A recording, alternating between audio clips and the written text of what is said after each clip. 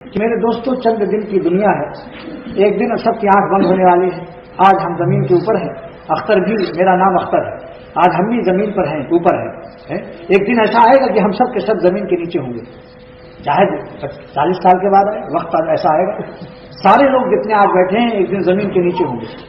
زمین کے نیچے آپ کی کھیتی باڑی، آپ کا روپیہ پیسہ، مکان، بال بچے کام آئیں گے، یہی کام آئے گی.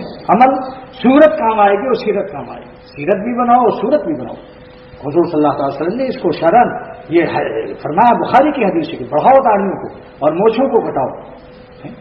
شیخ الحدیث نے موچھ پر حدیث نقل کی، وہاں زکریا صاحب رحمۃ اللہ علیہ. حضور فرماتے ہیں صلی اللہ علیہ وسلم کہ داڑھیوں کو کٹاؤ، داڑھیوں کو بڑھاؤ، موچھوں کو کٹاؤ.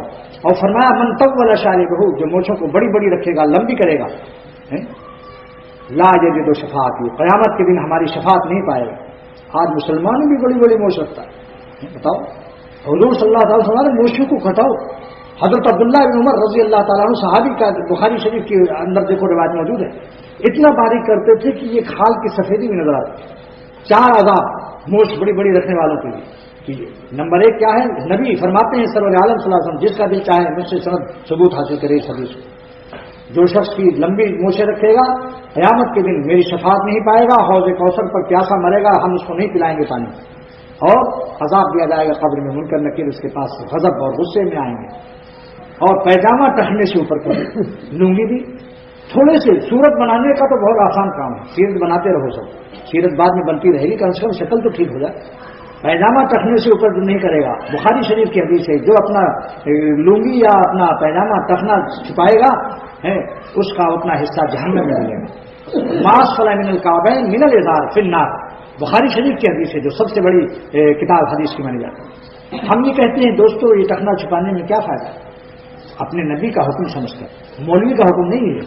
قانون بتاتا ہے ملا، بناتے ہیں اللہ اور رسول. بنانا اور ہے، بتانا اور ہے.